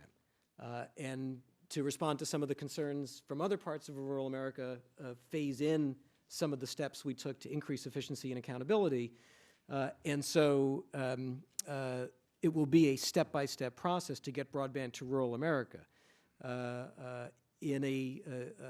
I've argued that the return on investment to our economy, and particularly to rural America, of a one-time capital infusion into the Universal Service Fund would have a very significant payoff, because it would allow us to accelerate deployment without turning the dial on the other side so fast that we hear more complaints and concerns from that side.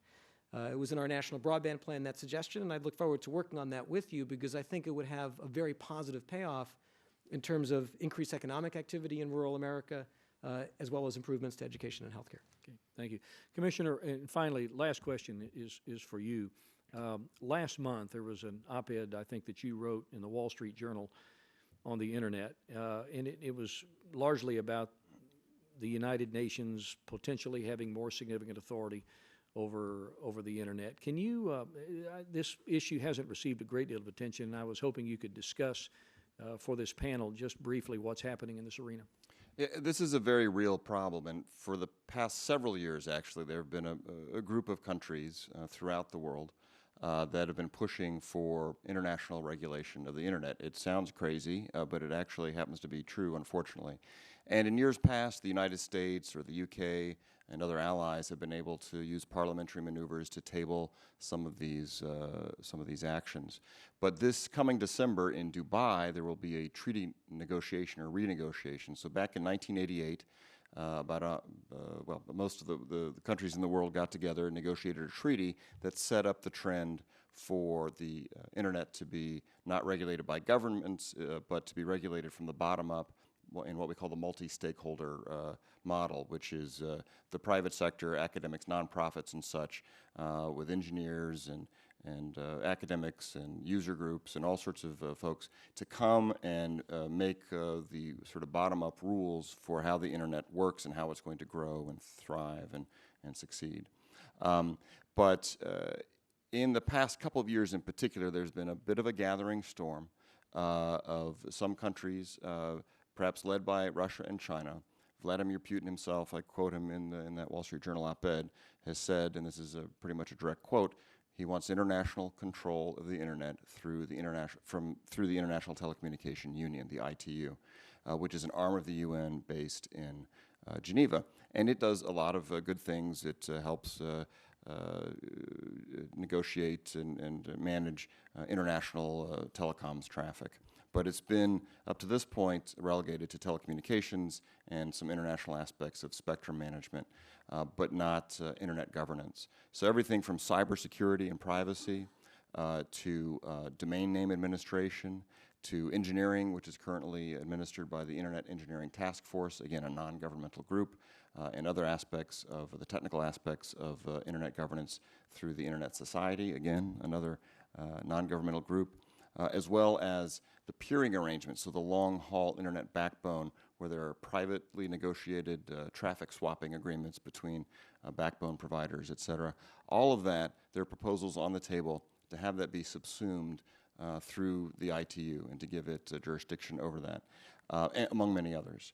So it's of real concern. The Obama administration and I and others are all in agreement on this. There seems to be bipartisan support in this country, but it's becoming a bit of an issue of the developed world versus the developing world.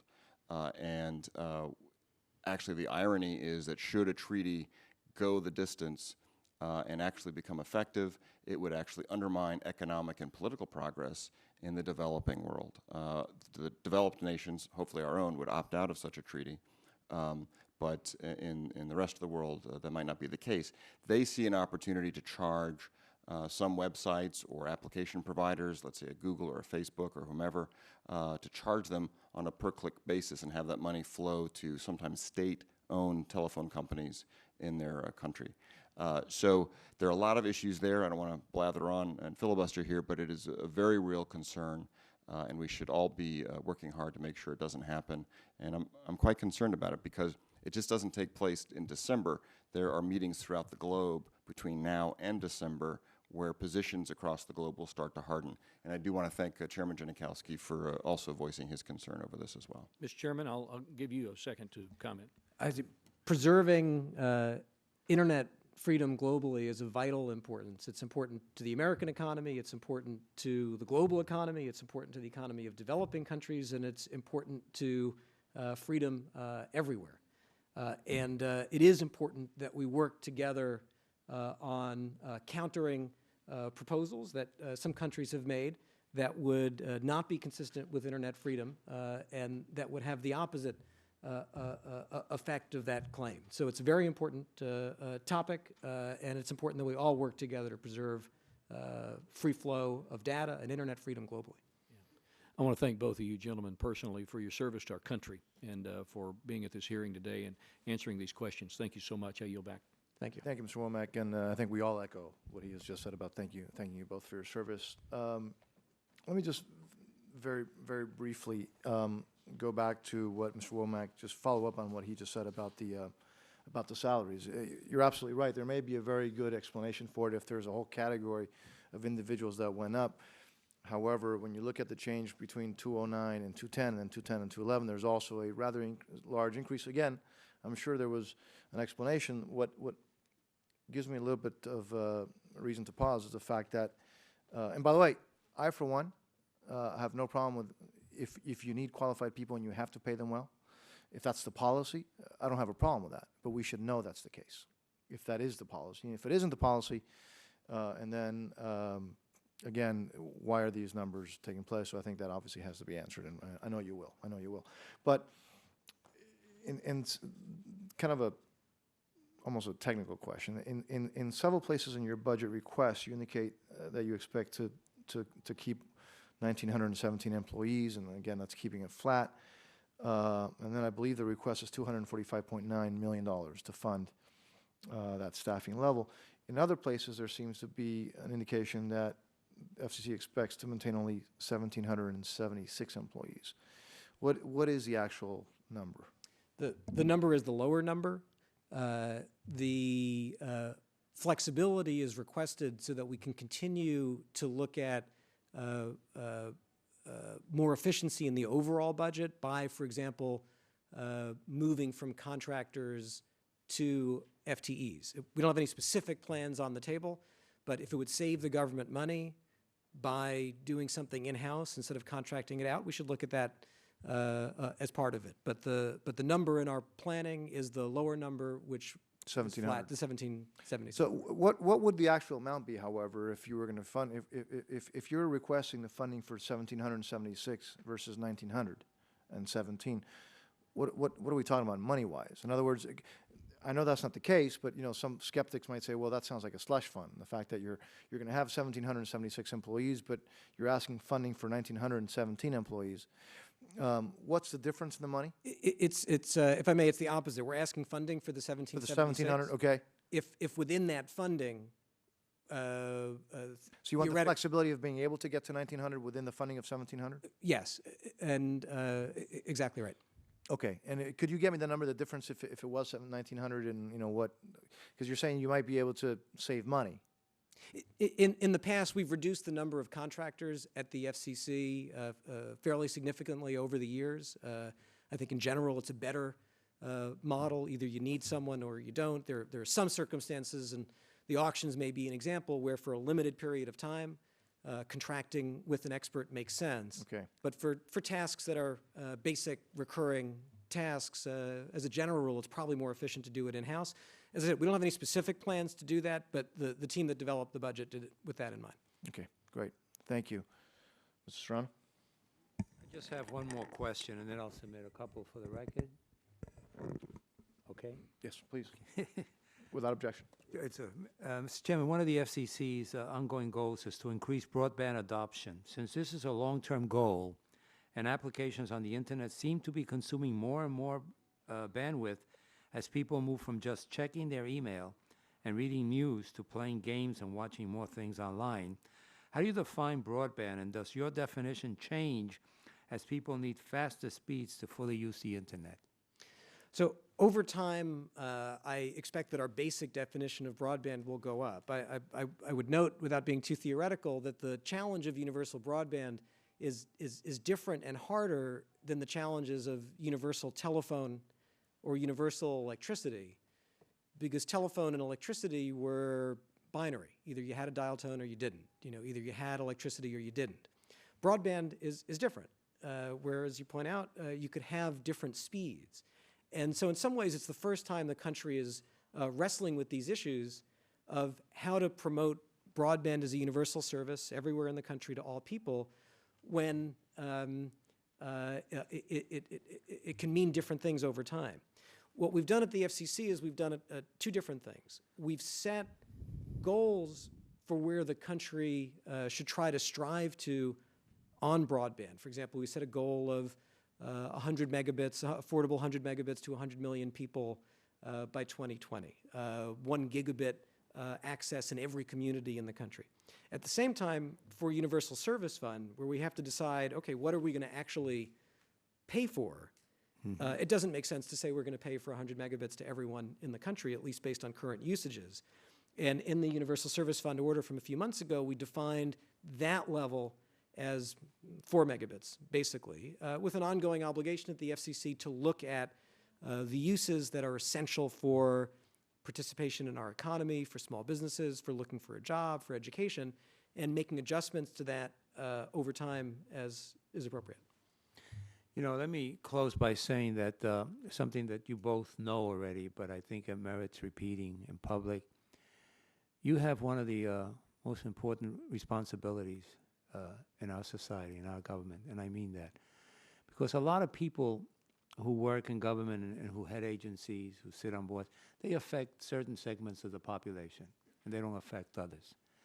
But the most important person in corporate America is touched by your decisions, and the poorest child in a classroom in a rural area or in the inner city is touched by your decisions too. And I think your challenge, and certainly what I think should be your mission, is to make sure that while we don't interfere with those up here's ability to use the internet, to use technology, to move ahead, that we leave no one behind. And we're running the risk already of leaving a lot of people behind. And you should always keep that in mind. And also, something you're not allowed to comment on, I know, but you have one of the greatest jobs around, because you know, before we know, what's being tested out there. And We all would love to know what's next. But I know you can't tell us there'll be a rush on the market tomorrow and it'll be a vaccine. But for my part, I want to thank you for your testimony. Thank you for your work. We disagree at times on some issues, but in general, we approve of the work you're doing, and just keep doing it. And remember that it's broadband for all, folks. It's broad, not just for some. Thank you. Thank you. Thank you, Mr. Serrano.